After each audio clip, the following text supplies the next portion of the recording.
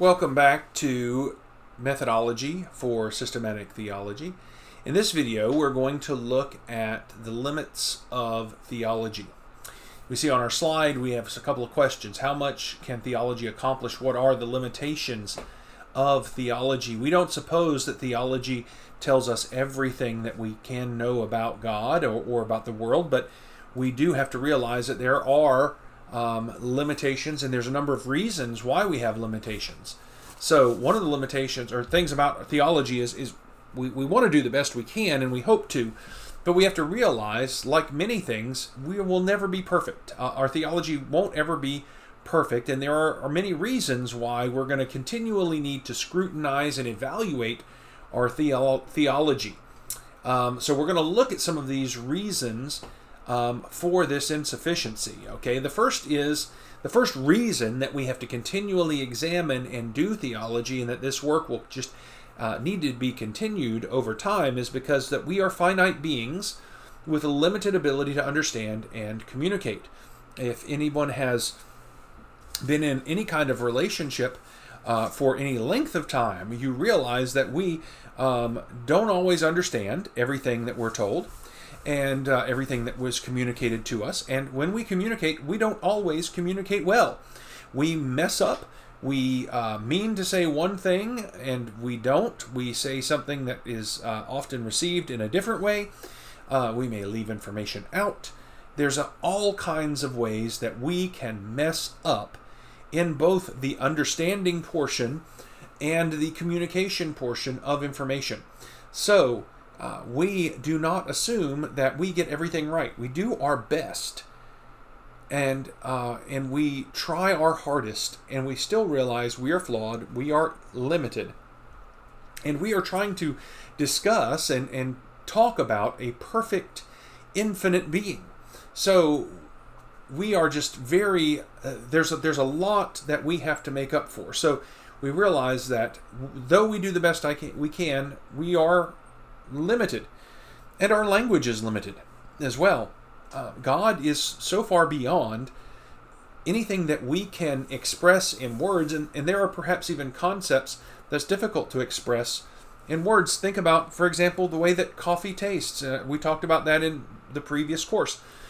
Or the way that tea tastes. Trying to put that into language is difficult, and it doesn't exactly capture it. So our language is limited, but that does not mean that it has no ability to communicate. It just means that we have to understand that when we do theology, one, we are beings who have limited capability, and we use a language that is itself limited. So there's going to be limitations in our discussion of theology because of those reasons.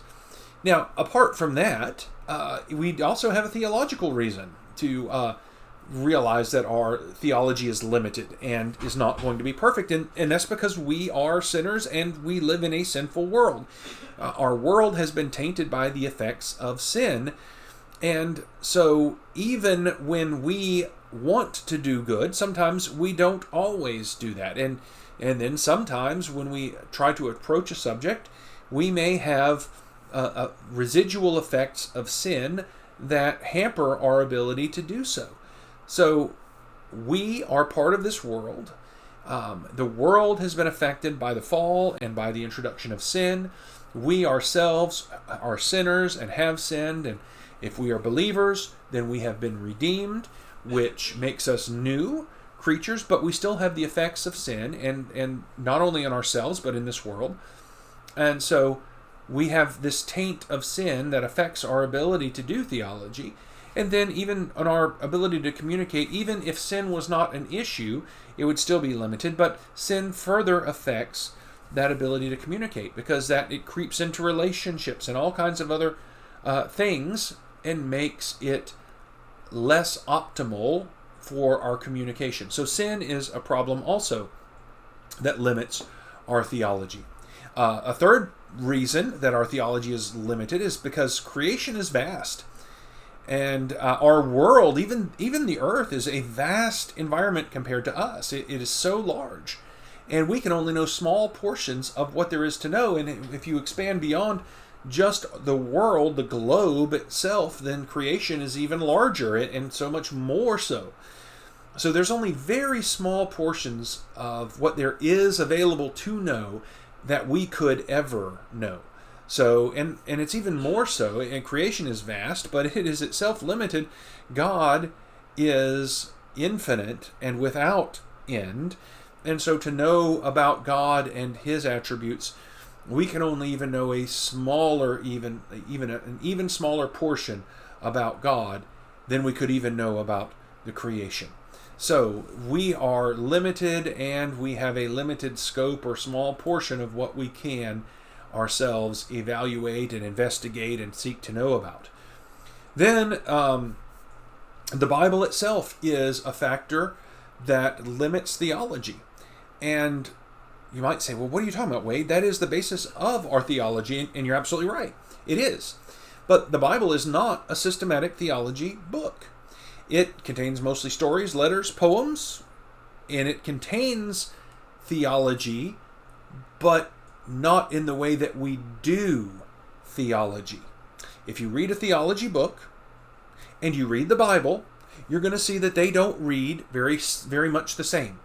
The Bible is our main source from which we draw our theology, but the Bible itself is not a text that's intended for us to use like a theology text. So, just take and get a theology book and read a chapter from that, and then read a chapter from the Bible, and you'll see how they are very different. In addition, the Bible is often silent on issues that we would like to understand better. Artificial intelligence, is that a good thing or a bad thing? The Bible is silent on that. We have issues of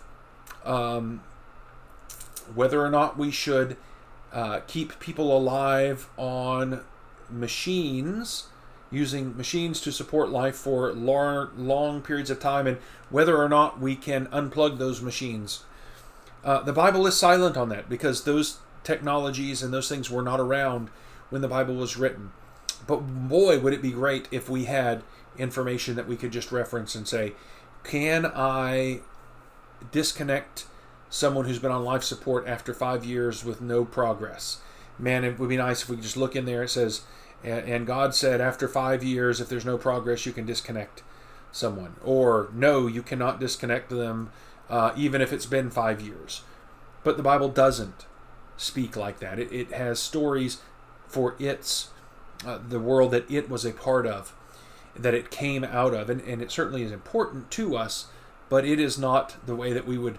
If a systematic theologian were in charge of organizing and structuring and writing the Bible, it would be very different than what we have.